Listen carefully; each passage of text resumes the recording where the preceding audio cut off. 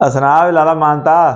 बड़ा अल्लाह का शुक्र है जी भाई और बड़े सौखे हैं ਹੁਣ ਤਾਂ ਨਹੀਂ ਮੁੰਡੇ ਮੰਡੇ ਕੰਮਾਂ ਦੇ ਹੁਣ ਮੁੰਡੇ ਬੰਦੇ ਆਪਾਂ ਨਹੀਂ ਤੰਗ ਕਰਦੇ ਅੱਛਾ ਸਕੂਨ ਹੋ ਗਿਆ ਜ਼ਿੰਦਗੀ 'ਚ ਲਓ ਜੀ ਮੈਂ ਭਰਾ ਤੁਹਾਨੂੰ ਦੱਸ ਲਾਂ ਮੈਨੂੰ ਸਕੂਨ ਕਿਵੇਂ ਹੋਇਆ ਜ਼ਿੰਦਗੀ 'ਚ ਵੈਸੇ ਮੇਰਾ ਤੇਰੇ ਤੇ ਸਾਨ ਹੈ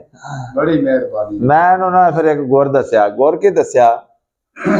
ਵੀ ਇੱਕ ਦਿਨ ਮੈਂ ਗਿਆ ਤੇ ਮੁੜ ਕੇ ਹੋਇਆ ਮੈਂ ਖੂਦ ਤੇ ਕੰਮ ਕੀਤੇ ਤੇ ਬੜਾ ਪਰੇਸ਼ਾਨ ਤੇ ਮੈਂ ਪੁੱਛਿਆ ਲਾਲਾ ਮਾਨਤਾ ਕੀ ਹਾਲ ਈ ਆਹ ਯਾਰ ਮੈਨੂੰ ਤਾਂ ਮੁੰਡੇ ਲੈ ਗਏ ਸਾਰੀ ਉਮਰ ਮੈਂ ਉਹਨਾਂ ਨੂੰ ਸਾਂਭਿਆ ਜਵਾਨ ਕੀਤਾ ਤੇ ਹੁਣ ਮੈਨੂੰ ਹੀ ਖਪਾਈ ਖੜੇ ਨੇ ਮੈਂ ਹਾਂ ਦੇ ਕੀ ਨੇ ਇੱਕ ਆਂਦਾ ਤੂੰ ਆਂਦਾ ਵੀ ਪੱਠੇ ਵੱਢੇ ਦੂਜਾ ਆਂਦਾ ਤੂੰ ਆਂਦਾ ਖਾਲਾ ਛਾਂਗਿਆ ਹੀ ਤੀਜਾ ਆਂਦਾ ਤੂੰ ਆਂਦਾ ਬੰਨੇ ਬਣਾਈ ਉਹਨੇ ਮੈਂ ਤਾਂ ਮਰ ਪੈਣਾ ਸ਼ਾਮ ਤੱਕ ਤੇ ਆਪ ਕਦੀ ਕਿੱਧਰ ਨੂੰ ਟਹਿਲਦੇ ਫਿਰਦੇ ਕਦੀ ਕਿੱਧਰ ਨੂੰ ਟਹਿਲਦੇ ਫਿਰਦੇ ਮੈਂ ਫਿਰ ਨਾ ਮੱਤ ਦਿੱਤੀ ਭਰਾਓ ਮੈਂ ਇਹਨੂੰ ਆਖਿਆ ਵੀ ਜਿਹੜਾ ਹੋਵੇ ਨਾ ਕੰਮ ਆਖੇ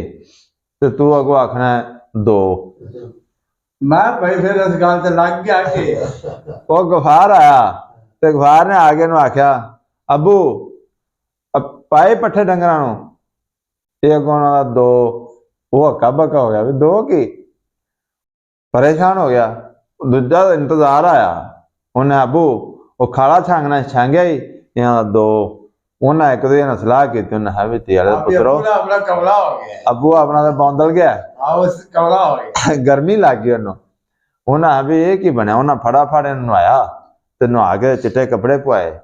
ते उन्होंने मोटरसाइकिल विच घर पाया ते वो पिंड लै गया पिंड ले आके उन्हें दौड़ विछाई पखे दो लाए ते उन्होंने बहाया ते ये नसता या बह गया होके ते जिहड़ा बंदा लोकां नूं पता लगा लाले मानते दी तबीयत खराब है लाले मानते दी तबीयत खराब वो जड़ा बंदा आवे वो आगे पूछे की हाल लाला मानता होना ये अगो आके दो वो आखन वाकई यार इनका मसला कि बन गया वो शाम के मैं गया तो मैं पूछा सुना भी जो ना होना अगो मैनू भी आदा दो मैं मैनू भी